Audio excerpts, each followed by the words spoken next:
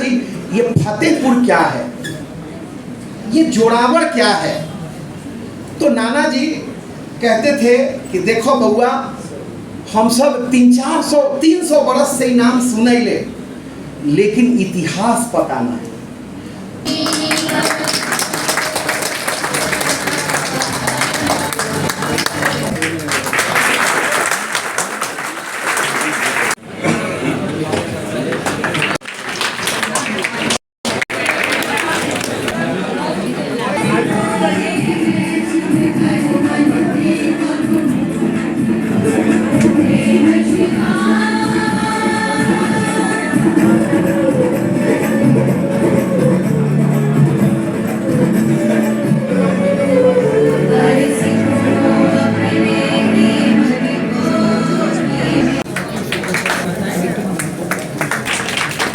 विनोद यादव जी, विनोद कुमार सिंह यादव, जो कि एक पुण्य और पुरुषार्थ का कार्य किया है, हमारे बीच आज उपस्थित हैं। मैं इनका स्वागत करता हूँ और इन्हीं की प्रेरणा से हम लोग एक कार्यक्रम का एक रूप लेना चाहिए। गौ माता की, गंगा माता की, वंदे मातरम। जब मैं सुन रहा था कि शायद 30 साल के इतिहास में ये पहला आयोजन है गुरु गोविंद सिंह जी के संदर्भ में, तो मुझे बड़ी प्रसन्नता हुई। बिहार ही नहीं, देश के चर्चित पुरातत्ववेत्ता और प्राचीन इतिहास के तज्ञ, हम सब के अभिभावक डॉक्टर जयदेव मिश्र जी, जिन्होंने बिहार में इतिहास समिति की स्थापना की और आज कई दशक से सैकड़ों इतिहासकार मिलकर इतिहास पर नए नए अन्वेषण कर रहे हैं। और वर्तमान में हमारे यहाँ उस संगठन के श्री शैलेश जी संगठन महासचिव हैं। ऐसे ही भागीरथी प्रयास करने का हिम्मत करने वाले अपने इतिहास के विद्वान जयदेव मिश्रा जी के चरणों को मैं प्रणाम करता हूँ। मंच पर विराजमान हमारे विशेषकर श्री राम मंदिर के समय से जुड़े हुए डॉक्टर भगवान लाल साहनी, जो बिहार विश्वविद्यालय के एक हस्ताक्षर हैं। भारत सरकार ने उनको पहली बार पिछड़ा वर्ग आयोग बनाकर हमारे बीच में बैठे हुए प्रोफेसर विजय नारायण जी विभागाध्यक्ष हैं इतिहास के, और बहुत अच्छा उन्होंने विषय प्रवेश कराया। प्रोफेसर उमेश जी जो यहाँ संचालक हैं, प्रोफेसर अरुण कुमार जी, बड़े भाई फजल अहमद जी, पंडित राजेश टिल्लू जी, सरदार जगजीत सिंह जी, हम सब के अभिभावक बैठे हैं। पूज्य संत ब्रह्मानंद स्वामी जी महाराज, देवेंद्र विद्यार्थी जी हिंदू राइटर्स फोरम के बिहार के संरक्षक, श्रीमान सुधीर कुमार जी बनवासी कल्याण आश्रम के हमारे भाई, अमर कुशवाहा जी जिला अध्यक्ष, रूपेश कुमार जी छोटा सा कार्यकर्ता कितना बड़ा काम करता है। मैंने देखा बड़े बड़े लोग अखबार चला के फेल हो गए। मैंने कई बार कहा आप इतना बड़ा अखबार चौथी बानी निकाल रहे हो, कहा भैया आप मुझे पीठ ठोकते रहिए और एक बार ताली क्षमा करिए, ताली यहाँ नहीं बजाना है। मैं उनको आशीर्वाद भी देता हूँ। रुपेश जी अपने बीच में बैठे हुए श्री उमा जी एक बार खड़े हो जाएंगे। जो बोले सो निहाल। ये उस बलिदानी परंपरा के व्यक्ति हैं जिन्होंने 4 साहिबजादों के बलिदान के बाद बिहार में जो क्रांति हुई थी, उस क्रांति में जिन्होंने शस्त्र उठाकर मुगल फौजों का सफाया किया था, वो इनका गांव अजीतपुर से वो पधारे हैं। बैठ जाइए। हमारे बीच में श्री मनोज जी, सरदार कुलदीप सिंह गिल साहब यहाँ बैठे हैं, सरदार अजय चप्पू जी, प्रदीप काश जी मेरे मित्र, और जिनका पहले स्वागत किया गया, जब 2 नाम हमें नहीं बताया गया, क्या नाम हुआ? सरदार शेर सिंह, सरदार शेर सिंह जी और राजेश सिंह जी। मुझे लिस्ट में नाम नहीं आया, मैं क्षमा प्रार्थी हूँ। और भाई संजीव जी, यहाँ मैं कुछ नाम आपके सामने रखा हूं, जिसमें से एक रंगीश ठाकुर जी का नाम आया। ये इतिहास जब लेखन शोधन चला, रंगीश ठाकुर जी हैं, शोध का काम शुरू हुआ, तो मैं वहीं से शुरू करता हूँ कि बचपन में मेरा गांव ठीक जहाँ हम बैठे हैं, सामने रात में अगर हम छत पे चढ़े तो गुरुद्वारा की लाइट दिखती है। ये सामने विद्युपुर खिलवत एस्टेट है। और हम लोग मुगलों से लड़े, अंग्रेजों से लड़े, और इसीलिए वो स्वतंत्रता सेनानियों का गांव भी कहा जाता है। लेकिन मैं जन्म स्थान शिलोंग यहाँ आता था, गर्मी के वहाँ ठंडी की छुट्टी होती थी, तो माता जी का गांव इस पार वीरपुर दिया, तो नाव पर सुबह बैठता था और रात तक अपने नानी के गांव, लगभग 35 किलोमीटर दिन भर की सफर से। तो उनसे पूछते थे, नाना जी ये फतेहपुर क्या है, ये जोरावर क्या है? तो नाना जी कहते थे कि देखो बउआ, हम सब 300 बरस से नाम सुने ले, लेकिन इतिहास पता नहीं। तो उनसे हम एक सवाल किया करते थे, क्या फतेह और जोरावर नाम अपने गांव में आसपास किसी का है? वो बोलते थे ना, 2-4-10 गांव में हम घूमते हैं, पंचायत करते हैं, ये नाम कहीं नहीं है। फिर मैं पूछता था कि ये नाम तो पंजाब, हरियाणा, हिमाचल में पाया जाता है, बहुतेरे नाम है, हर 2-4 घर में किसी का नाम जुझार मिलेगा, लेकिन बिहार में नहीं है। बिहार में सिर्फ एक नाम पर चलित है, अजीत। ये अजीत है, लेकिन बाकी नाम नहीं है। तो ये खोज जारी था, और बचपन में मेरी पढ़ाई आर्य समाज विद्यालय में हुई। तो जो गुरुजी थे, आचार्य थे, वो शनिवार के दिन आधे टाइम के बाद वो एक साथ सामूहिक कक्षा में महापुरुषों की कथा सुनाते थे। उसमें से वो दयानंद, कभी शिवाजी, तो कभी राणा प्रताप और कभी गुरु गोविंद सिंह। तो मेरी ये भावना बलवती होती गई कि अगर बलिदानियों की परंपरा में हम देखें तो बलिदानियों का सिरताज अगर किसी को कहा जाएगा तो वो गुरु गोविंद सिंह जी का परिवार है। और मैं इसी सोच में रहा कि एक व्यक्ति अपनी 4 पीढ़ियों का बलिदान देकर के भी रणभूमि में तनिक न झुका, और इसलिए मैं लगभग मुझे लगता है 15-16 वर्ष की आयु से ही ये खोज करने लगा। लेकिन लोग मुझे 2 गांव के अतिरिक्त फतेह और जोरावर, जहां बैठे हैं यहाँ से मात्र 15 किलोमीटर पर राघोपुर दियर के बीच में वो फतेहपुर है, और वहां से 13 किलोमीटर और आगे, यानी यहाँ से 28 किलोमीटर पर जोरावरपुर है। ये 2 गांव के अतिरिक्त मुझे नाम नहीं मिल रहे थे। तब इस बीच में जब हम अखिल भारतीय विद्यार्थी परिषद से जुड़े और बिहार विश्वविद्यालय का काम मेरे जिम्मे आया, तो कार्यक्रमों में दिल्ली जाने का मौका मिला। तब हमने कहा नहीं, हम 10 दिन पहले जाएंगे और 5 दिन बाद लौटेंगे। मैंने खोज किया, आनंदपुर साहिब, दिल्ली में रकाबगंज गुरुद्वारा, शीशगंज, बंगला साहिब होते हुए हम अमृतसर तक गए। लेकिन वहाँ पहली यात्रा में कुछ समझ में नहीं आया, दूसरी तीसरी न जाने कितनी यात्रा। उस यात्राओं पर गुरुदेव हमारी स्मारिका है, 27 बार भारत की पूरी परिक्रमा की यात्राओं का एक अलग एक पत्रिका निकाला। 27 बार यात्रा करने के बाद उस यात्राओं के क्रम में मुझे आनंदपुर साहिब में सिख परंपरा में जो नानक बाबा ने निर्मल पंथ की रचना की थी, और गुरु नानक जी देव जी की वो निर्मल परंपरा की जो संत थे, उनको गुरु गोविंद सिंह जी महाराज ने कहा था कि संस्कृत हमको समझना पड़ेगा और काशी में जाना पड़ेगा। तो 5 निर्मल साधु को गुरु गोविंद सिंह जी ने बनारस भेजा कि आप संस्कृत पढ़िए। तो ये दोनों, प्रथम और दशम, ये दोनों गुरुओं के द्वारा जो पोषित पल्लवित पंथ है सिखिज्म के अंदर, निर्मल संत परंपरा, वो आज भी वैभवशाली है। और उसके अखिल भारतीय प्रमुख पूज्य महंत ज्ञानदास जी कनखल में बैठते हैं, और एक रामेश्वरानंद हरि जी जो विश्वव्यापी भ्रमण करते हैं, वो पुष्कर में उनका मठिया है। और ये दोनों लोगों से जब हम मिले तो मैंने कहा, महाराज आप मुझे कोई ऐसा नाम बताइए जहाँ मेरे प्रश्नों का उत्तर मिले। वो बोले आनंदपुर चले जाओ, वहाँ कई कथावाचक होंगे। मैं उन कथावाचकों के पास पहुँचा, तब मुझे जाकर के थोड़ी सी चैन मिला। एक बुजुर्ग कथावाचक ने मुझे कहा, बेटे कितने दिन से गांव ढूंढ रहे हो? मैंने कहा 2 दशक बीत गए, 2 ही गांव मिला है।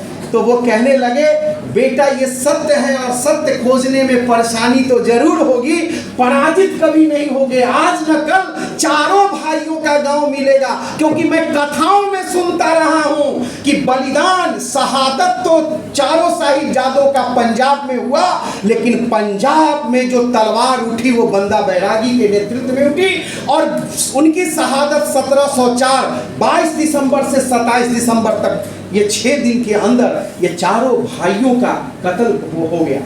लेकिन बिहार के अंदर ये जो क्रांति हुई, ये क्रांति मात्र 3 महीने के बाद हुई। कई बार लोग कहते हैं बिहार में क्रांति क्यों हुआ। मैं आपसे निवेदन करना चाहता हूं, हम बिहार में हैं, बिहार की जो तासीर है उसको हमको थोड़ा समझने की आवश्यकता है। यहाँ सब मैं खासकर विद्वत जनों के चरणों में निवेदन करता हूँ, मेरी अधूरी बातें होगी, मैं थोड़ा सा बीज रूप में रखूँगा। आप उसके विशारद हैं, आप उसके तज्ञ हैं, उस विषय पर आप आगे बढ़े।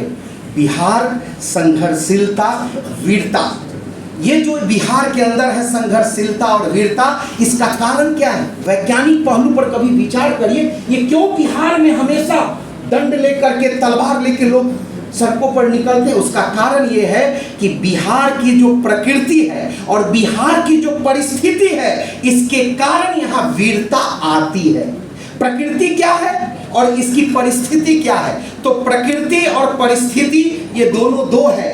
प्रकृति के कारण यहाँ ये है कि हिमालय के निकट नीचे एक तलहट्टी है, ये गंगा का किनारा है ये, और दर्जनों नदियां, कोसी से लेके, घाघरा से लेके, बागमती से लेके, ये सारी नदियां जो हिमालय के ऊपर से आती है, तो वो जो प्रकृति है, उस प्रकृति के कारण 2-3 महीने परिस्थिति बदल जाती है। और जो भयानक बाढ़ आता है वो आज से नहीं आता है, जब से हिमालय है तब से यहाँ बाढ़ है। और बाढ़ जहाँ जहाँ होगा, आप ध्यान करिए, दियर के लोग सबसे ज्यादा संघर्षशील होते हैं, क्योंकि उनको नदी की धारा उनको संघर्ष बताती है।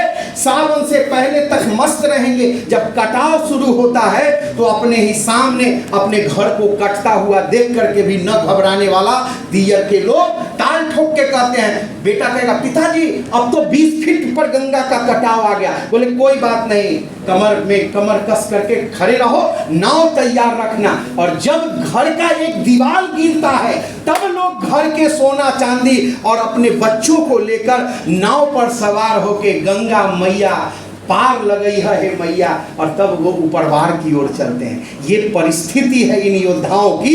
इसके का पहाड़ की यही स्थिति है, जब जब लैंडस्लाइड होता है पहाड़ के लोग संघर्ष को खड़े होते हैं। अब रहा पंजाब में क्यों इतना संघर्ष हुआ, हरियाणा में क्यों?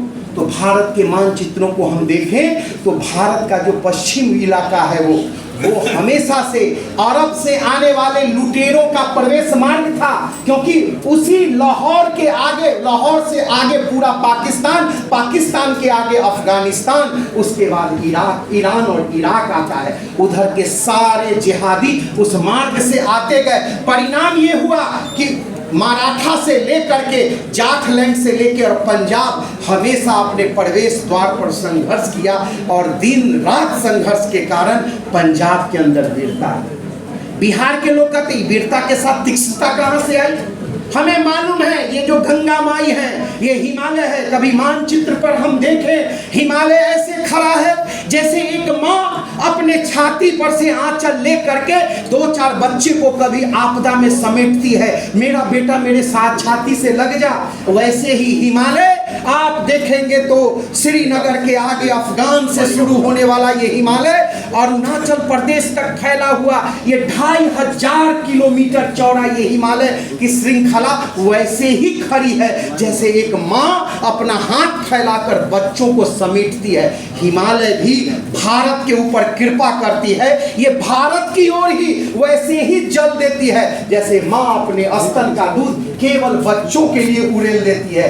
ये हिमालय से निकलने वाला ये गंगा और जमुना जैसी सैकड़ों नदियों का जल, ये हिमालय रूपी जो हमारा देवात्मा है, और ये माताओं का जल मानो भारतवर्ष के लिए दूध की नदियां लेकर के आती है। न केवल दूध की नदियां हैं, बल्कि करोड़ों अरबों जड़ी बूटियां जो हिमालय में फैले हुए हैं, उस जड़ी बूटियों का रस स्वतः प्राकृतिक रूप से रसायन होकर के उस जल में आप्लावित होता है, और उस आप्लावित जल के कारण ही गंगा के जल में विदेशी कहते हैं फाज और भारतीय कहते हैं जीवाणु। ये जो फाज नाम का कीटाणु है, जीवाणु है, उसके पैदा होते ही हजारों वर्ष तक गंगा जल आप बोतल में रख दें, बोतल में कभी पिल्लू नहीं पड़ता, क्योंकि उसमें फाज नाम का रासायनिक मित्रों, मैं कहना ये चाहता हूं कि उस जड़ी बूटियों का जो रसायन बिहार की कोसी से लेकर गंगा और जमुना से जो हमें प्राप्त होती है, शायद इसीलिए बिहार आईएएस में, आईपीएस में, इंजीनियरिंग में और आज अमेरिका के नासा में भी अधिकतर वैज्ञानिक बिहार से जाकर नेतृत्व दे रहे हैं। तो वीरता का इतिहास हमारा है और विद्वता का भी इतिहास हमारा है, और इसीलिए भारत के प्रवेश मार्ग को रोकने का काम पंजाब हरियाणा ने किया, बिहार ने प्रकृति से लड़ा। लेकिन आप देखिए, पूर्व के वक्ता बहुत सुंदर विजय जी कह रहे थे कि जब जब धर्म की हानि होती है तो यहाँ कोई न कोई अवतार होता है। हम लोग जानते हैं भारत दुनिया का मानवता की गोद है, माँ का आंचल है भारत। जिस दिन भारत मिट गया, दुनिया के कोई मत पंथ नहीं बचेंगे, और सीधा सीधा कहा जाए तो दुनिया का अस्तित्व तभी तक है जब भारत के अंदर ये सनातन संस्कृति, और सनातन कहिए या मानवता कहिए, ये एक सिक्के के दो पहलू। मानवता की बात कहीं नहीं है, कहीं केवल मसीही की बात है और कहीं केवल मोमिन की बात है। मानव जाति की बात अगर कहीं है तो मनु से है, और मनु की संतान से ही मनुष्यता आती है। इसलिए मैं निवेदन करता हूं कि बिहार के अंदर जो अवतार हुआ वो आज नहीं हुआ। जब जब धरती पर राक्षस जन्म लिया, जब जब यहाँ हिंसा हुई, बिहार ने जवाब दिया। दूसरा उदाहरण, जब कृष्ण ताल ठोक रहे थे द्वापर में, तो कृष्ण ने कहा नहीं लड़ना, बहुत लड़ाई लड़ लिए, वो भागने लगे। लोगों को लगा, ऋषि मुनियों को लगा, अगर कृष्ण नहीं लड़ेगा तो इस धरती पर अधर्म हो जाएगा, इसलिए कृष्ण को तो लड़ना चाहिए। कृष्ण किसी की नहीं छोड़े सुने, और कृष्ण भागते गए। लोगों ने कहा रुको कृष्ण, भागो मत, हम तेरे साथ हैं। बोले नहीं, अब युद्ध नहीं लड़ना। लोगों ने उनको रण छोड़ कह दिया। लेकिन तब बिहार का एक बेटा जरासंध ताल ठोक कर कहा, ए कृष्ण माँ का दूध पिया है तो फरिया लो। और इतनी बार ताल ठोका राजगीर का जरासंध कि कृष्ण लौट कर कहा कि मैं तुझसे लड़ लूंगा। तो कृष्ण के अंदर जो एक कहते हैं कि युद्ध की इच्छा बनी, तो वो बिहार के जरासंध से बनी। थोड़ा और आगे बढ़े तो चंद्रगुप्त और चाणक्य की यह मगध जहां हम बैठे हैं, जब सिकंदर कहा दुनिया में किसी को नहीं छोड़ूंगा, विश्व विजेता हूं, भारत को रौंदूंगा। याद रखिए, चाणक्य ने कहा कि सिकंदर को भारत में पैर नहीं रखने देना है। उस समय जो रचना बनी वो इसी पाटलिपुत्र की धरती का सिकंदर को पराजित करने वाला हमारा चंद्रगुप्त खड़ा हुआ, और ऐसी मार लगी कि नदी के इस पार आ भी नहीं सका, और ऐसे तीर लगे कि कंधे में लगा हुआ विषैला तीर लेकर के वो जब भाग रहा था वो तो रास्ते में मर गया। लेकिन उसका सेनापति सेल्यूकस और उसकी बेटी हेलेना भारत में आई और कहा पिताजी आपको भागना है तो भाग जाओ, भारत मानवता की गोदी है, मैं तो अब यहीं की होके रहूंगी। और उसी हेलेना का विवाह चंद्रगुप्त के साथ किया गया, और चाणक्य ने कहा बेटे तू दूसरा विवाह कर, केवल अपने जहां राज का प्राइवेट है, जहां दस्तावेज है वहां ये न जाए, इनके साथ आप विवाह करो। और हेलेना भारत की होके रह गई। चंद्रगुप्त के कारण वो घुस न सका। आगे चलिए, बिहार के अंदर क्या हुआ? केवल गुरु गोविंद की माटी में वो चैतन्यता है, वीरों की आत्मा को अपनी ओर खींचकर यही जन्म देती है माता भारती। और इसीलिए हम देखते हैं कि आगे चलेंगे तो चंद्रगुप्त के बाद 1781 से लेकर 1785 का सन्यासी विद्रोह यह शुरू हुआ बंगाल में विफल होता गया। वो सन्यासी बिहार की तरफ आए, बिहार के लोगों ने मदद की। उस समय मुगलों का शासन अंत हो रहा था और अंग्रेज आगे बढ़ चुके थे। इन दोनों से लड़ने का काम बिहार के सन्यासियों ने किया और कहते हैं 1781 से 1785 में बिहार की युद्ध भूमि में एक एक मुगल भागे और यहाँ से अंग्रेजों के भी पैर उखड़े। ये सन्यासी विद्रोह है। उसके बाद 1857 में झांसी की रानी वहां थी, लेकिन बाबू वीर कुंवर सिंह इसी हरिहरनाथ के मेले में जाकर जिस प्रकार से रणनीति बनाया और मार खदेड़ा, 1857 को कभी भूल से सिपाही विद्रोह न कहें, वो जन विद्रोह था। भारत की आजादी का वो पहला सशक्त योजनाबद्ध युद्ध था। ताली न बजाएं, जो बोले सो निहाल। आगे बढ़िए। 1857 के बाद 1857 के बाद का इतिहास में थोड़ा और संक्षेप करता चलूं। इस देश के अंदर भारत का विभाजन की त्रासदी आ गई।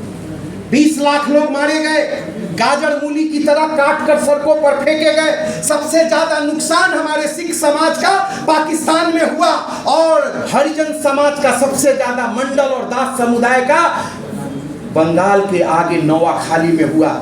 उस समय किसी को लगा नहीं कि अब कलकत्ता बचेगा, यहां तक लगा कि अमृतसर हमारे हाथों से निकल जाएगा। उस समय भी याद रखो मित्रों, वहां के जाट और सिखों ने तलवार निकाली और आपने फिल्म गदर देखा होगा। ये जो ट्रेन वाली एक थी ना फिल्म, गदर थी क्या वो? यस, ठीक, याद आ गया। आपने गदर फिल्म देखी होगी, प्रथम वाला। जब वो ट्रेन आई थी ना अमृतसर रेलवे स्टेशन पर अटारी होकर, उस ट्रेन पर खून से लिखा हुआ था, हिंदुस्तानी तेरा यही तोहफा है। स्टेशन मास्टर लालटेन लेकर जब गया तो सुना एक भी आवाज नहीं आ रही है। ट्रेन में क्यों नहीं कोई उतर रहा है? भारत का विभाजन हुआ है, वहां से सिख समाज यहाँ भारत आ रहा है, क्यों नहीं कोई उतर रहा? जब वो लालटेन लेकर के ड्राइवर के पास गया तो ड्राइवर वहीं आकर मूर्छित हो गया था। फिर वो भाग करके डब्बे में गया। डब्बे के अंदर बच्चे कुछ जीवित थे और वो भूख से तड़प रहे थे, माँ का आस्तन ढूंढ रहे थे। बच्चा बिलबिला रहा था। बच्चे को दूध मिले भी तो कैसे, क्योंकि माँ की लाश थी और उस लाश में आस्तन नहीं था। शरीर था लेकिन हाथ नहीं था, अंग था लेकिन पैर नहीं था, गर्दन अलग था। पूरी ट्रेन लाश से भरकर भेजी गई थी। हिंदुस्तान तुम्हारा यही तोहफा है पाकिस्तान का। तब उस फिल्म में एक दृश्य आता है, तलवार निकालकर सन्नी देओल कहता है, पाकिस्तान अब तुझे जट का तोहफा देता हूं। और उसने भी हरियाणा और पंजाब से युद्ध छेड़ा और तब जाकर के पाकिस्तान ने सरेंडर किया, कहा बस करो अब मैं नहीं सकूंगा। मेरे मित्रों, अगर पाकिस्तान में आज भी भारतवंशी जिंदा है तो उस गदर के कारण जिंदा है। लेकिन बिहार में क्या हुआ था? बिहार का पटना फुलवारी शरीफ, मुंगेर और सबसे लहूलुहान करने वाला दृश्य याद रखिएगा। उस गांव का नाम है नगर नौसा। ये पटना के पास जब आप फतुहा से राजगीर की ओर बढ़ते हैं तो एक छोटा सा बाजार आता है।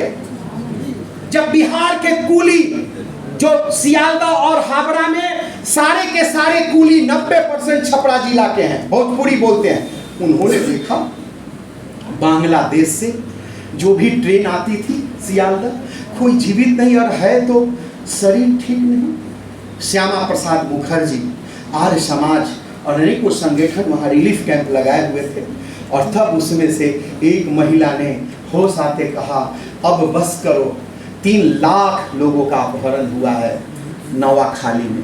वहाँ के कुली भाई, पैसे से कुछ नहीं होता। वहाँ के कुली छपरा और सियालदा के वहाँ से चल पड़े और छपरा में आकर के उन्होंने कहा, यदि बांग्लादेश के अंदर से अगर भारतवंशी को बचाना है तो जवाब दो।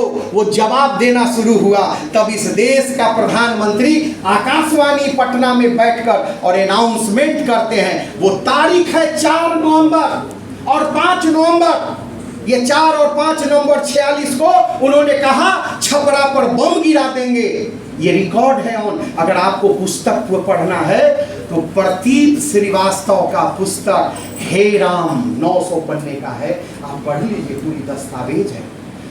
नेहरू जी ने जब छपरा को धमकाया, छपरा वाले बोले गोली बम गिरा दो, फिर देखते हैं और आप कैसे रोकते हो। तब उनको इनपुट मिला सीआईडी से, छपरा नहीं मानेगा। तब नगर नौसा में 400 भारतवासियों को खड़ा करके 4 नवंबर की रात में गोलियों से भूना गया। वो काला इतिहास है बिहार का। लेकिन हम 400 लोगों के बलिदान को आज भूल गए।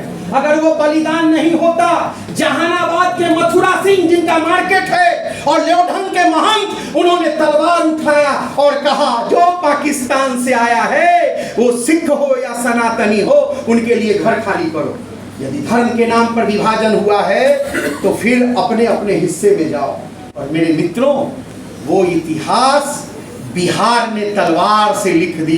इसीलिए कलकत्ता अगर आज हम घूमने जाते हैं तो ये बिहार का देन है कि कलकत्ता बचा। और उसके 2 योद्धा हैं, एक का नाम है पाठा और एक का नाम है घोष। वो यदुवंशी दूध बेचने वाला घोष और वो गोपाल पाठा ने कलकत्ता बचाया, जो एक बिहार से बिलोंग करता था। इसलिए बिहार की वीरता आपातकाल ने देखी। इंदिरा जी की सारी आपातकाल की हेकड़ी पटना के अंदर विद्यार्थियों ने निकाल दिया। मेरे मित्रों, बिहार के इतिहास में थोड़ा और आगे बढ़े तो बहुत आपको ऐसे पन्ने मिलेंगे जिसमें आपको लगेगा बिहार मतवालों का प्रदेश है। बिहार जो है फक्करों का प्रदेश है। अगर भरपेट भोजन भी नहीं है तो चलेगा, लेकिन आन बान शान पर कोई उंगली उठाए ये बिहार कभी बर्दाश्त नहीं किया है, क्योंकि इसके रगों में ही ऐसी विलक्षणता पाई जाती है। इसीलिए गुरु गोविंद सिंह जी का जब जन्म होना था तो पंजाब में नहीं हुआ, हरियाणा में नहीं हुआ। पटना की धरती अपनी आवरण, उसकी जो आकर्षण थी वो खींच लाई। और माता गुजरी कहती हैं मैं भी आपके साथ चलूंगी। गुरु तेग बहादुर बाबा जब आसाम बचाने के लिए निकले तो माँ को भी खींच करके प्रकृति बुला ली। और इसी पटना के गुरुद्वारा, ये गुरुद्वारा नहीं था, जैन सालिस राय की कोठी थी, जिस कोठी को उन्होंने जैन साहब ने दे दिया था दान में गुरु नानक देव जी को। और उसी कोठी में एक गुरुद्वारा बाद में बना। उस गुरुद्वारा में माता जी रुक गई। बाबा तेग बहादुर आगे बढ़े, प्रसव की पीड़ा आई और पटना की इस धरती पर गुरु गोविंद सिंह का अवतार हो गया। वीरों की धरती पर वीर का जन्म हुआ। जो बोले सो निहाल। इसीलिए वीरों की धरती से गुरु गोविंद सिंह जी ने, उनके कई चमत्कार आए। मैं एक कह के आगे बढ़ना चाहता हूँ। पंडित शिवदत्त शर्मा, कंगन घाट, मुगलों की शाही सवारी का विरोध करना बच्चों को लेकर के, यही सिटी के कंगन घाट के आगे। और उसके बाद जब विशंभरा माता जो रानी थी, गुरुद्वारे के पीछे बाल लीला, उनको कोई पुत्र नहीं था। और एक दिन गुरु गोविंद सिंह का चेहरा देखकर वो गोद में ले ली। गुरु गोविंद सिंह जी माँ की चेहरे देख रहे, पूछे माँ तेरे आंखों में आंसू क्यों? बोले बेटा मुझे कोई संतान परमात्मा ने नहीं दिया। गुरु गोविंद सिंह उठ चले गए। कहते हैं कुछ दिनों के बाद गंगा नदी से खेलकर रोज वो कुछ अल्पाहार के लिए माँ के पास जाते थे। उस दिन माँ अपने पलंग पे सो गई थी। गुरु गोविंद सिंह छोटे थे, वो धीरे से माँ के उस पलंग पर चढ़कर उनका गर्दन पकड़ करके लिपट लिया। माँ कहा कौन कौन? तो गुरु गोविंद सिंह जी जो जिनका नाम है बाला प्रीतम गोविंद राय, वो कहते हैं माँ मैं। तो बोले अरे बाला? बोला बाला नहीं, आज मैं घोषणा करता हूँ मैं तेरा पुत्र हूँ माँ, मैं तेरा जीवन भर साथ निभाऊंगा। कहते हैं माँ ने अपने आंचल से लपेट लिया और वो जिसको निसंतान कहा गया था उसने घोषणा कर दी कि ये मेरा आज से मानस बेटा हुआ। आज इतिहास साक्षी है, माता ने अपनी हवेली दे दी गुरु गोविंद सिंह को, वही बाल लीला है। मित्रों ये सारे चमत्कार बिहार को पता चला, लेकिन पटना के इस कंगन घाट पर पंडित जी 7 जन्मों से पूजा कर रहे। गुरु गोविंद सिंह को जब देखा कि वो बता रहे माँ यहाँ हजारों कंगन है, सारे लोग इकट्ठे आए। बोले आपको कैसे मालूम कि 1000 कंगन है? बोले माँ ये गंगा माई का गर्भ है, इसमें रखा हुआ है। माँ ने एक सिक्का निकाला चांदी का, मल्लाहों को दिया। कि महे मल्हाराज आप मेरा कंगन जो मेरे भाई कृपाल चंद लाए हैं खोज दो। उसने डुबकी लगाई, नीचे से हजारों कंगन निकाल के टोकरा भर गया। वो चित्र आज भी जगह जगह मिलेंगे। पंडित जी को आश्चर्य लगा। वो भारत के जाने माने विद्वान पंडित थे, ज्योतिष के पारंगत थे। उनको आश्चर्य लगा, ये बालक को कैसे मालूम कि ये गंगा की नीचे तलहटी में गर्भ में हजारों कंगन है। अब वो आश्चर्य कर रहे थे। गुरु गोविंद सिंह को फिर देखा, वो जिद पर अड़ गए, मामा जी का कंगन कैसे पहचानोगी आप? सब एक जैसे हैं। माँ, ये कंगन को लौटा दो, सोने से हमें क्या मतलब। माँ ने पूरी टोकरी वही फिर से दान कर दिया। इसी कारण वो कंगन खा गए। 10 कदम पर पंडित जी की ठकुरवारी। पंडित जी उसके बाद जब भोग लगाते थे तो जो फल फूल पेड़ा मिष्ठान अपने ठाकुर के लिए लगाते थे, जब ध्यान धरते थे, आंख खोला तो डब्बा गायब। वो सारे के सारे प्रसाद लुप्त हो जाते थे। एक दिन पंडित जी को लगा कि ये मेरा प्रसाद कहाँ जा रहा है। वो चिंतित रहने लगे। उनको लगा हमसे कुछ गलती हो गई, कुछ अनिष्ट हो गया, इसीलिए मेरा प्रसाद मेरा ठाकुर नहीं स्वीकार कर रहे। इस ऐसी स्थिति में वो एक दिन गुरु गोविंद सिंह जी के वो जो उम्र था बाला प्रीतम का, उनके पीछे पीछे भागे। उन्होंने पूछा, पंडित जी क्या बात है? उन्होंने पूछा, बालाजी आप तो अंतर्यामी हो, आप बताओ कि मेरा प्रसाद कहाँ गायब हो जाता है। तो वो बाल हठोली, जिसको ठिठोली कहते हैं, उसमें हंसने लगे और कहते हैं, पंडित जी आप किसको खिलाते हो? वो बोले, हम अपने ठाकुर को खिलाते हैं। बोले बस ठाकुर खा रहे हैं, और फिर खेलने लगे। अब पंडित जी को लगा कि ठाकुर खा रहे हैं और हम देते हैं तो गायब हो जाता है। वो सोचने लगे चलो देखते हैं। एक दिन उन्होंने जैसे ही प्रसाद की थाल रखी, आंख बंद करते खोल दिया, उन्होंने वास्तविक दृश्य देखा। एक अदृश्य शक्ति हवा के माध्यम से आती है और उस थाल का लड्डू प्रसाद फल हवा में उड़कर वहां से 50 कदम आगे गुरु गोविंद सिंह जी महाराज ऐसे हाथ फैला रहे हैं और प्रसाद है, कहते माँ गंगा स्वीकार करो। फिर अपने गरीब गुरबे मित्रों को देते हैं और स्वयं भी खाते हैं। पंडित जी वहाँ से देख रहे हैं। पंडित जी को आश्चर्य का ठिकाना नहीं था, आंखों में आंसू गिर रहे थे। वो दौड़े दौड़े आए और पंडित जी ने आकर गुरु गोविंद बाला प्रीतम के पैर पकड़े, कहा बालाजी आप कौन हो? तो उन्होंने कहा बाबा मैं तो माता गुजरी का संतान हूँ। बोले ना, आपने कहा था कि मेरा प्रसाद आपका ठाकुर खाता है, तो आप खा रहे हो, आप हो कौन? मित्रों ये कथा में आप सुनेंगे, मैं तो साधारण एक विद्यार्थी परिषद का कार्य करता रहा, मेरे पास वाणी नहीं है। जिस कथाओं को संतों ने सुनाया, आज वास्तव में ये कथा सुनना सुनाना कम हो गया, इसीलिए समाज में खालिस्तान की भी बात होने लगी। ये कथा इस देश को जोड़ने की कथा है। गुरु गोविंद सिंह जी महाराज कहते हैं आप ब्राह्मण होके मेरा पैर पकड़ते हैं, क्या चाहते हैं आप? अपना रूप दिखाइए। फिर बाला प्रीतम उनका हाथ पकड़ के अपने बरामदे पे लाते हैं। 25-30 कदम आगे जो आज भी बरामदा है वहां पीली बोर्ड लगी थी, और मैंने बताया है भाई साहब को, प्रदीप जी को, कि वो पीली बोर्ड 15 दिन पहले मैं आया तो नहीं था, फिर लगनी चाहिए। पीली बोर्ड में लिखी हुई उसी जगह 2 फीट पे उस बरामदे पे बाला प्रीतम लेकर के आते हैं। बोलते पंडित जी अब आप रोना बंद करिए, नहीं आप बताइए आप कौन है? तब एक प्रकाश तेज फैल गया, वातावरण में सुगंध आया। पंडित जी ने कहा ये प्रकाश मुझे बर्दाश्त नहीं हो रहा, सहा नहीं जाता। तब उन्होंने पूछा आप चाहते क्या? बोला प्रकट हो जाओ। हो कौन? अपना रूप दिखाओ, 7 जन्मों से पूजा कर रहा हूं, मुझे मुक्ति दे दो। बाला प्रीतम जी कहते हैं कि जब उन्होंने पूछा पंडित जी आपके ठाकुरवाड़ी में कौन से देवता है, विग्रह कौन है? उन्होंने कहा राम। बोले राम के कई रूप, सीता के राम, हनुमान के राम, वनवासी राम, या लंका पर विजय पाने वाला राम? कौन सा राम? बोले ये चारों में कोई राम नहीं, मेरा विग्रह तो है बाल धनुर्धारी राम। बोले कहते हैं कि इतना जब वो बोले वैसे ही जब वो देखते हैं तो मूर्ति नहीं है, और बाला प्रीतम भी नहीं है। बाला प्रीतम के स्थान पर धनुष ताने हुए स्वयं गुरु गोविंद सिंह ये राम के रूप में प्रकाश में आ गए। मेरे मित्रों, पंडित जी ने कहा इस कलयुग में आप आए हैं, आपके आने का कारण बताइए।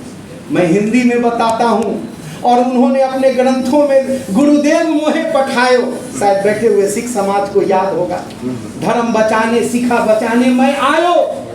तो वहाँ हिंदी में जो कथा चलती है वो कहते हैं पंडित जी मैं भारत बचाने आया हूँ। उन्होंने कहा कि इस कलयुग में आए हो आप? बोले नहीं, मैं रावण मारने वाला राम हूँ, कंस और कौरव का विनाश करने वाला घनश्याम हूँ बाबा, और अब आया हूँ इस विदेशी हमलावर मुगलों से भारतवर्ष की संस्कृति बचाने। मेरे मित्रों, मैं आपसे यही निवेदन करता हूँ। गुरु गोविंद सिंह जी कुछ वर्षों के बाद यहाँ से चले गए। उनके लोग आए आनंदपुर से, दानापुर में पहुंचे।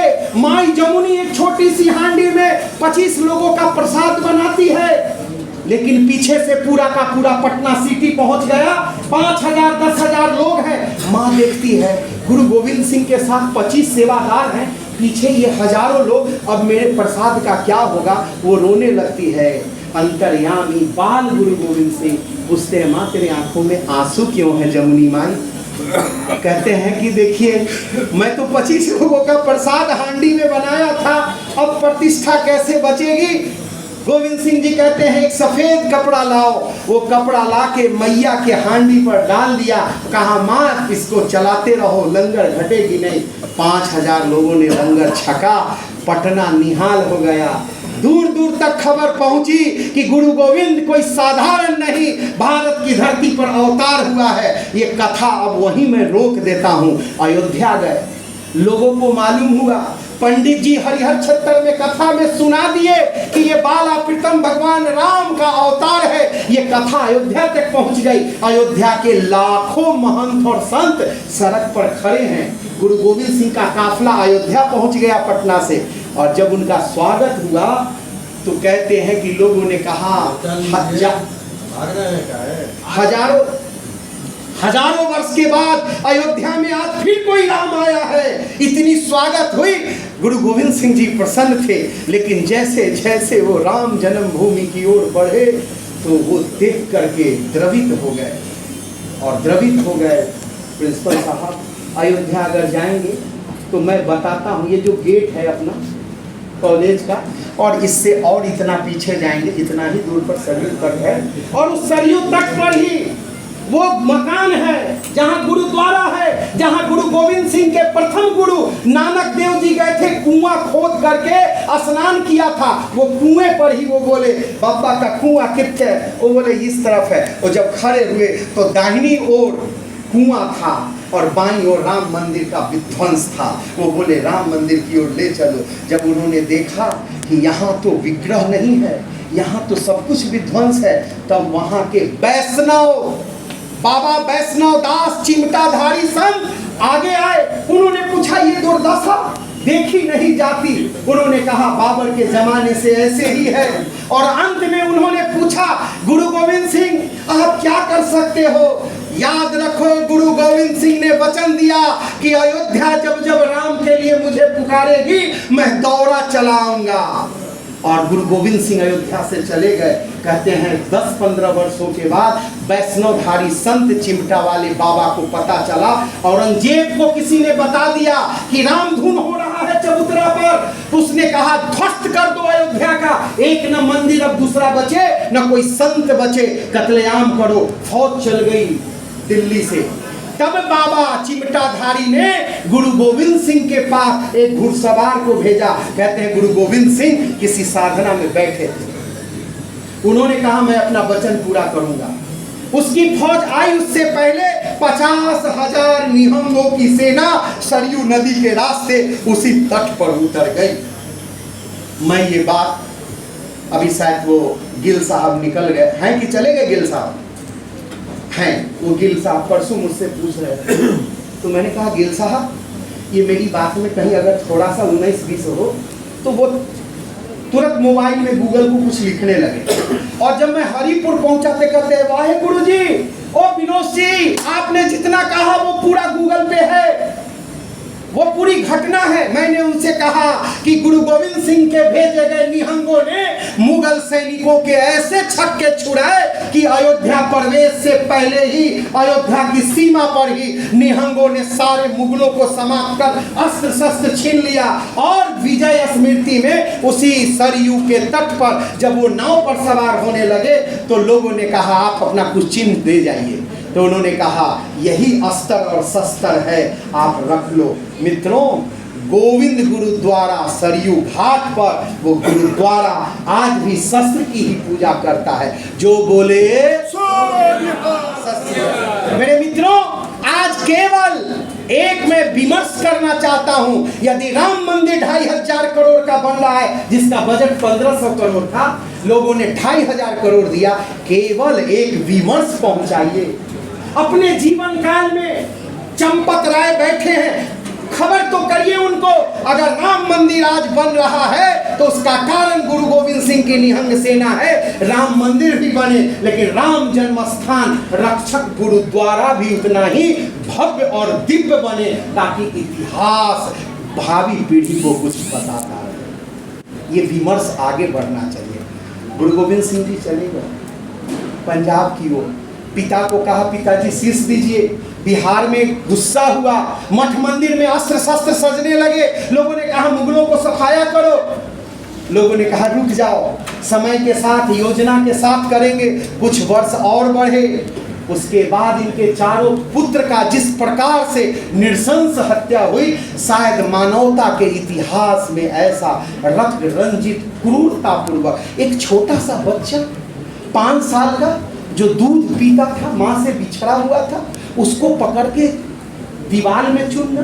और दीवार में ये भी कहानी अधूरी है, दीवार में चुनने पर ही बाबा फतेह नहीं मरे, बल्कि उनका हाथ पीछे बांध करके जब दीवार में चुना जाने लगा, आगे की कहानी भाई साहब ने सुनाया है। फतेह सिंह जोर से बोला, जोरावर जोर से बोला, फतेह सिंह शेर सा बोला, अरे वो हत्यारे भरोगा, रखो ईंटे भरो गारे, मेरी हर सांस बोलेगी, मेरी हर आस बोलेगी, भारत देश की जय हो, पिता दशमेश की जय हो। आखिरी ईंट भी रखा, लेकिन वो ईंट रखने से सांस, ऑक्सीजन मिलना बंद हो गया। बंधा हुआ हाथ और पैर। एक मुर्गी भी कटता है तो टीना में आवाज होती है, ढगर ढगर। कितना किलोवाट है उसमें, बच्चे में कितनी ताकत, ये विज्ञान का विषय है गुरु जी। वो बच्चे का जब प्राण घुटने लगा तो वो हाथ पैर जो छटपटाहट थी, वो कच्चा दीवार था जिसको जोड़ा जा रहा था, वो दीवार गिर गई। वजीर खान ने पूछा देखो सपोलो को, तो कहते हैं कि हकीम ने उसके हाथ को टोया, कहा जहां पना ये सपोले बेहोश हैं, मूर्छित हैं, लेकिन सांस चल रही है। तब उसने कहा गला काट। उस बच्चे का गला काटने के लिए कोई तैयार नहीं था। सासल वेग और वासल वेग नाम का 2 जल्लाद जिसके मुकदमे वहीं थे, तो उसके जो काजी थे उसने कहा तुझे रिहा कर दूंगा, काट। दोनों भाई, दोनों बेहोश बच्चे के छाती पर बैठकर कलमा पढ़ते हुए गला काटा। कहते 3 दिनों तक उस पर कोई कफन भी नहीं डाल सका, लेकिन बाद में एक आवाज आती थी वो कटे हुए लाश से, वाहे गुरु वाहे गुरु वाहे गुरु।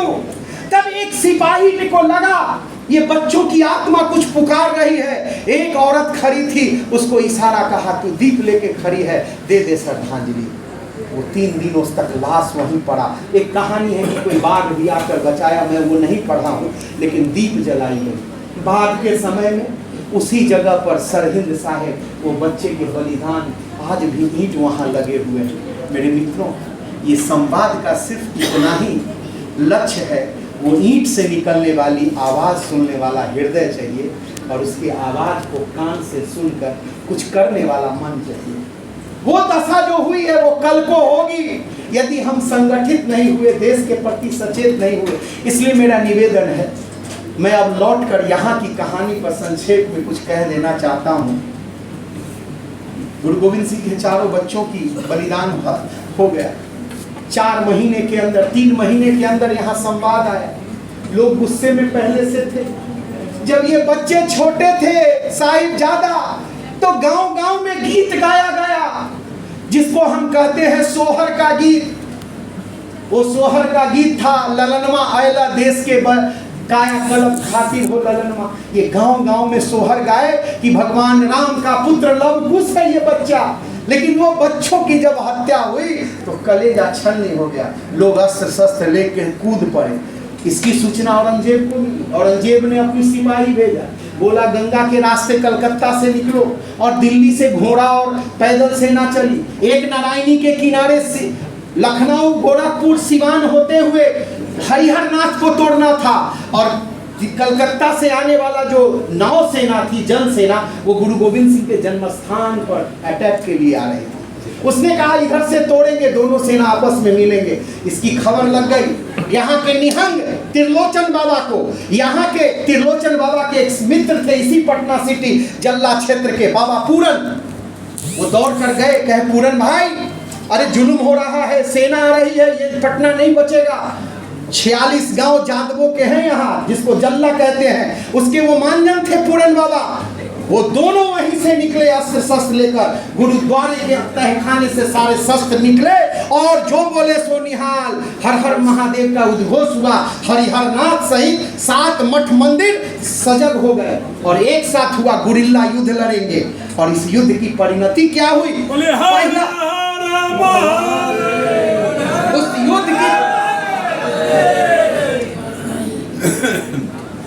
युद्ध की परिणति हुई हमें गुरिल्ला वार करना। उनके पास तोप है, बारूद है। गंगा के किनारे किनारे हमारे गुरिल्ला योद्धा बाबा पूरन सिंह और बाबा त्रिलोचन सिंह के नेतृत्व में गंगा के किनारे मोर्चा लिए। जब नौका आई मोकामा से पार तो लोगों ने कहा अब हो जाए सत श्री अकाल। अटैक किया गया, एक भी मुगल सेना नहीं बचा। जिस स्थान पर 100 से ज्यादा नौका डुबोकर समाप्त किया गया, उत्साह पूर्वक लोगों ने जय जयकार किया।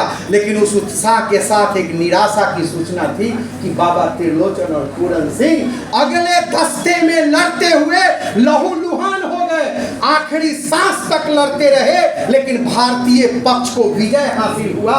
और कहते हैं कि हमने 2 योद्धा खोया, लेकिन लाखों विदेशियों को समाप्त किया। इस कारण से उस पहले स्थान का नामकरण फतेह सिंह गांव नाम दिया गया। पता चला पीछे 30 नौका 35 नौका है। 14 किलोमीटर फिर लोग आगे बढ़े, पटना की तरफ मत बढ़ने देना। वो दूसरे स्थान पर जहां युद्ध हुआ वहां फिर विजय प्राप्त हुई। उस स्थान का नाम पड़ा जोरावरपुर। लोगों ने कहा अब सेना कहाँ है? पता चला पैदल सेना गोरखपुर सीमांत तक आ गई। बोले चलो उस पार। कहते हैं गंगा के ठीक उस पार, आप नक्शा देखेंगे ठीक सामने है, उसको कहते थे गंगा घाट। उस पार हुए, लोगों को भूख लगी, गांव वालों ने लंगर बनाया। वहां एक जलसा हुआ। उस जलसे में लोगों ने संकल्प लिया कि यहाँ का लड़ाई जो है नारायण बाबा लड़ेंगे, जो गुरु नानक मठ के प्रमुख थे, रेपुरा गुरुद्वारा। उन्होंने तलवार निकाली और बोला हरिहर नाथ के महंत आगे बढ़े, पातेपुर के जो संस्थापक थे वो महाराज जी आगे बढ़े। कहते हैं 3 लाख से ज्यादा लोग वहां संकल्प लिया और गंगा जल पी करके लोगों ने कहा एक दुश्मन बचने ना पाए। वो पैदल सेना आगे बढ़ गई। पहला जो युद्ध, तीसरा युद्ध हुआ, वो आज ब्राह्मण का पाठक टोला है, उस युद्ध स्थल पर पैदल लड़ाई हुई। उसमें लगभग लोग कहते हैं 23 योद्धा हमारे बलिदान हो गए। मल्लाहों से लेकर पासवान तक, यादव से लेकर ब्राह्मण तक, ये योद्धा बलिदान हो गए। लेकिन उस पैदल सेना का सफाया हुआ। तीसरा झंडा गाड़ा गया, नाम पड़ गया जुझारपुर ग्राम। जो बोले उस गांव के बाद आखिरी जो जंग हुई, वो जंग के लिए पता चला वो नारायणी नदी से आगे उतरेंगे। वहां एक चौर था, पीलीभीत उत्तर प्रदेश से नारसन ठाकुर नाम के एक योद्धा प्रतापी व्यक्ति चले थे, जिनका 10,000 एकड़ जमीन लेकर के वहां एक चौर है। उस चौर के बीच में एक टीला था, उस टीले पर उन्होंने अपनी कोठी बनाई नारसन ठाकुर ने। और नारसन ठाकुर के वंशज वहां राज्य करने लगे। लेकिन पानी के कारण, मछली के व्यापार के कारण मल्लाहों की आबादी वहां उनसे 10 गुना ज्यादा हो गई। जब उनको पता चला, नारसन ठाकुर दुनिया से चले गए थे, उनके वंशजों को जब पता चला कि ये सेना इधर आ रही है, अजूतपुर कोठी पर आ रही है, तो उन्होंने कहा ये समय बैठने का नहीं है। नारसन ठाकुर के एक एक वंशज युद्ध का नेतृत्व, मल्लाहों के नेतृत्व में वो युद्ध लड़ा गया और चौथा स्थान भी हम सब भारतवासियों ने जीता। उसके कारण से वहाँ अजीतपुर गांव नामक जो गुरु गोविंद सिंह के चौथे, उसी नारसन ठाकुर के वंश आने वाले 100 वर्षों के बाद, यानी आज से 200 वर्ष पहले, वहां से वो लोग अपनी जमीन खरीद के मुजफ्फरपुर और समस्तीपुर की सीमा है, उस गांव का नाम है पियर, वो पियर के पास वो सब बस गए हैं। कुछ मुजफ्फरपुर में है, उन्हीं का अपने उनके वंशज के 9वां पोता यहाँ खड़े हैं। जरा रंगीर जी खड़े हो जाएंगे, एक बार जो बोले सत श्री अकाल। ये उस वंश के हैं। यहाँ हमारे उमा भाई अजीतपुर के उस वंश से आते हैं। मेरे मित्रों, ये काम छोटा नहीं हुआ है। 35 साल तक इतिहास ढूंढते ढूंढते जब 30 साल बीत गए, 5 साल में कहते हैं कि लालटेन लेकर इन सबको खोजा गया, लोग मिलते चले गए। आज एक कबीर पंथ के महात्मा है तकुहा नरेश मठ, बिरजस मुनि जी के 8वें जो पिता थे, उनका नाम था मोहन राय, वो बलिदान हो गए थे। उनके नाम पर राघोपुर दियर में मोहन गांव नामाकरण हुआ, मोहनपुर दियर। लेकिन मजे की बात है कि उसके बाद उनको सरदार की उपाधि दे दी गई। मोहन सरदार, पीयूष सरदार, वो 7 पीढ़ी तक सरदार कहे जाते हैं। और उनका गांव है, आज वो नहीं है, वो दिल्ली निकल गए हैं। इस प्रकार से ये इतिहास की कड़ियों को मैंने थोड़ा सा आपके पास छुपे हुए धरती के नीचे के नगीने को लाने का मैं कुछ प्रयास किया हूँ। और उस प्रयास में से करते हुए जब मैं दिल्ली गया तो मैंने पूछा कि ये सारे के सारे विषय आगे जाने चाहिए। तो मुझे सिरसा जी ने और कालका जी, जो उस समय के दिल्ली के 9 गुरुद्वारों के जनरल सेक्रेटरी थे और प्रसिद्ध प्रधान थे, उन्होंने बहुत खोजबीन करी। और वो ये कहे कि नहीं मैं कैसे मान लूँ इसको, कोई किताब है पहले से। मैंने कहा अगर किताब पहले से होता सरदार जी तो मुझे 30 वर्ष क्यों लगते, मैं पहले का किताब ला के दे देता, इसका पुनर्संस्करण छपवा दीजिए। किताब नहीं थी तो क्या हुआ इतने दिनों? हमने कहा हम गंगा के तट पे रहने वाले लोग लड़ते रहे, माँ बेटी गाय को बचाते रहे, लड़ने से फुर्सत नहीं हुआ। और 75 वर्ष पहले जब देश आजाद हुआ तो आजादी के बाद से इसको प्रोत्साहन वाले लोग भी नहीं थे। ऐसे लोगों के हाथ में शिक्षा का विभाग गया जो इस विषय को देखते नाक मुंह सिकुड़ते थे। ये कौन सा कहानी गांव के लोग कहते हैं, लेखन नहीं हुआ गुरुजी। और इसीलिए हम लोगों ने लेखन शुरू किया है। तो बोले बेटा एक काम करो, कुछ तो ऐसी बात बताओ जिससे पता चले। तो एक उनका legal adviser Sharma advocate Delhi high court के थे। 3 दिनों के बाद उन्होंने कहा ओ यादव जी आप बहुत थक गए, एक काम करो नक्शा बनाओ तो ये गांव किधर कितने है। मैंने नक्शा बनाया तो क्या आधा समस्या हल हो गया। ये तो 2 गांव गुरुद्वारे के बगल में है और ठीक इसके बीच में खालसा घाट है जहां सभा हुई थी। तो मैंने कहा ये खालसा घाट है और ठीक सामने में नारायणी नदी के किनारे वो 2 गांव है जो 2 बेटों के नाम पर। वो बोले आधा हो गया, कुछ और बता सकते हो? तो मैंने उनसे यही कहा आप वोटर लिस्ट निकालिए। बोले आ जाओ।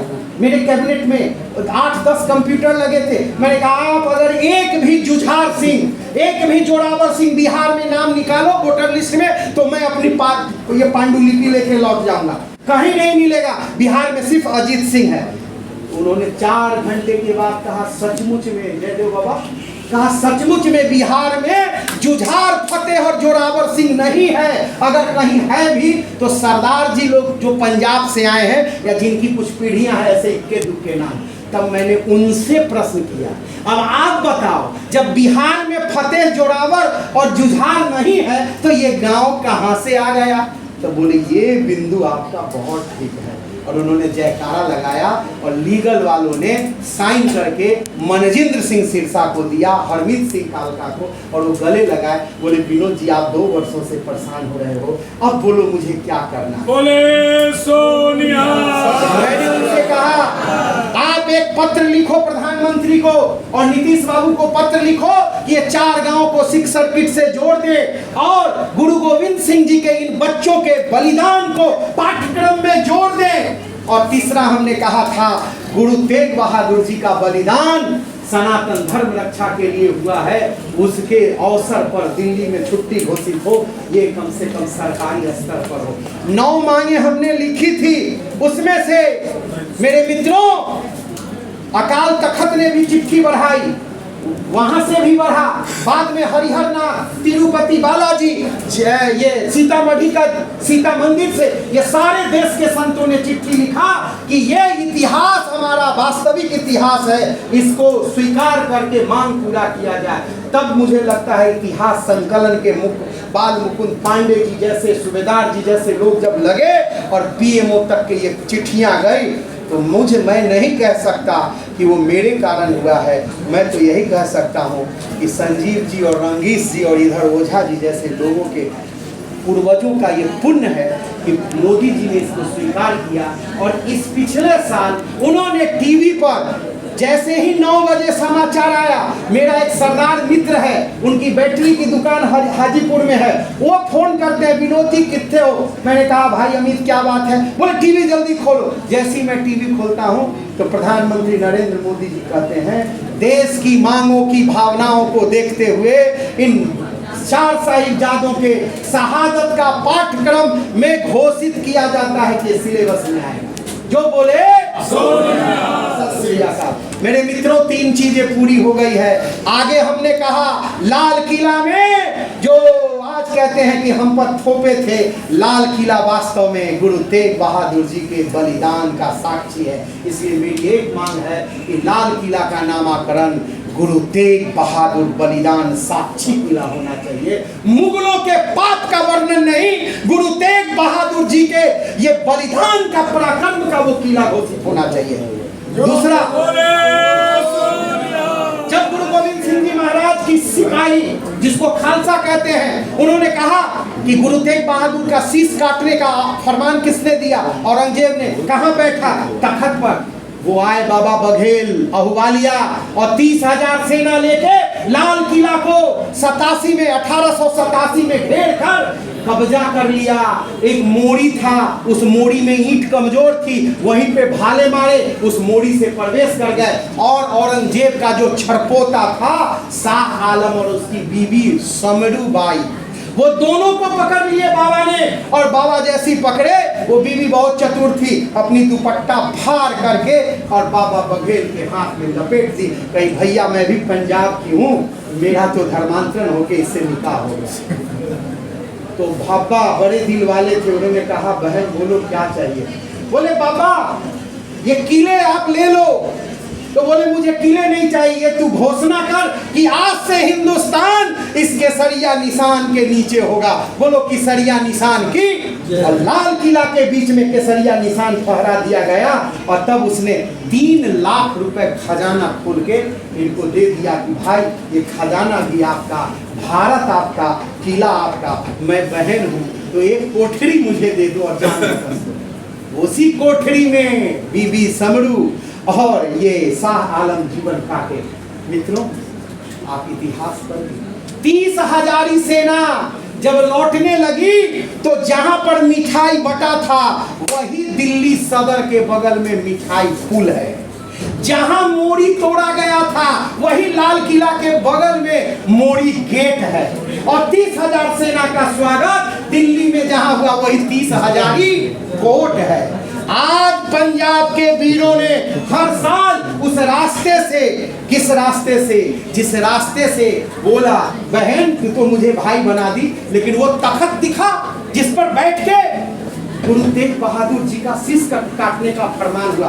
बोले यही तख्त है। मेरे मित्रों 4 इंची मोटा, 4 फीट चौड़ा और 6 फीट लंबा उस तख्त को बाबा बघेल ने उखाड़ा और जंजीर में लपेटकर घोड़े में बांधकर पंजाब ले जाकर स्वर्ण मंदिर के अंदर उस जगह पे लगाया तो लोग देख नहीं पाते थे।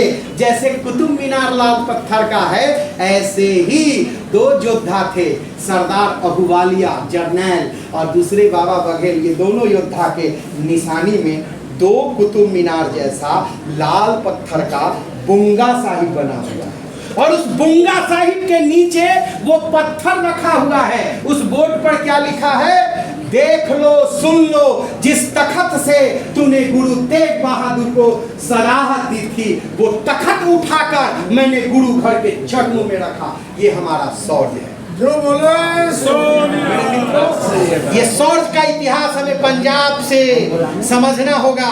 और ये जो हमारे 4 गांव हैं, इन 4 गांवों के संदर्भ में जब मैं अभी दिल्ली गया तो इकबाल सिंह लालपुरा जो कैबिनेट मिनिस्टर रैंक में अल्पसंख्यक आयोग के चेयरमैन हैं, उन्होंने कहा विनोद जी एक काम कर दो, कुछ इतिहासकारों के द्वारा भी इस पर कुछ लेखन होना चाहिए। मैं तो आया था एक बूंद जल लेने अपने प्रिंसिपल साहब के साथ कि प्रिंसिपल साहब एक चिट्ठी आप इसमें शुभकामना लिखिए, लेकिन मिल गए विजय भाई और विजय भाई ने कहा कि जो शुभकामना केवल। मैंने कहा तब क्या होगा? बोले मैं इतिहास विभाग की ओर से एक गोष्ठी रख देता हूं और वो गोष्ठी से ये संदेश पटना साहिब की धरती से जाएगा। मैं तो अहोभाग्य मानता हूं कि कनक भूषण जी जैसे प्रधाना प्रचार के माध्यम से ये आज आयोजन हुआ।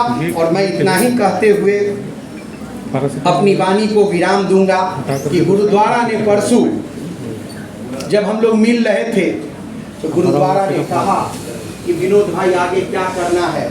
मैंने उनसे निवेदन किया है, ये संदेश आप लोग भी थोड़ा सा, चप्पू भाई जनरल सेक्रेटरी साहब ने कहा हाँ चप्पू भाई भी थे उसी जगह, बोले क्या करना। हमने कहा कि ये इतिहास अब कनाडा, ऑस्ट्रेलिया, इंग्लैंड और अमेरिका 4-5 टीम आके 4 गांव घूम गए और इन्होंने जाके अकाल तख्त अमृतसर में कहा क्या कर रहे हो, पैसे लेके केवल लंदन चलेगा? अरे उस गांव में कुछ करो। अब उस गांव में घोषणा हो गई है कि एक तोरण द्वार बनेगा और पिछले 5 साल से वहां मेला लग रहा है, विजय शौर्य मेला। 8 जनवरी कड़ाके की ठंड में 30,000 सनातनी और सिक्खी भारतीय मत पंथ जुटे थे। जिस स्मारिका की तैयारी चल ही रही थी कि ये कार्यक्रम आ गया कि उस स्मारिका में ये सारे के सारे रिपोर्ट भी जोड़े जाएं। इसलिए मेरा निवेदन है अगले साल हर वर्ष एक गांव में मेला लगेगा, क्योंकि हर साल 4 गांव में लगाना संभव नहीं है।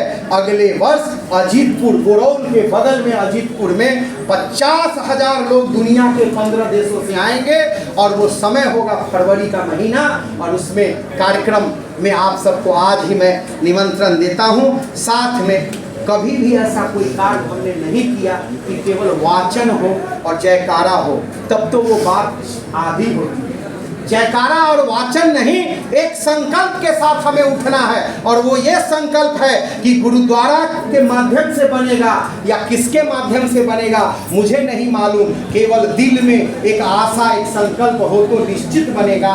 गुरुद्वारा ने कहा है सबसे पहले इस गेट पर, गुरुद्वारा के गेट पर एक स्टील बोर्ड लगा करके और वहाँ 4 गांव की दूरी और खालसा घाट की दूरी दर्शन करने वालों को यहाँ से बताया जाएगा। और जब प्रकाश पर्व होगी तो यहाँ से कुछ बसें उस गांव में घुमाने के लिए भी भेजेंगे। जो बोले सत श्री अकाल। तो मैं अपनी बातों को इस संकल्प के साथ पूरा करता हूँ।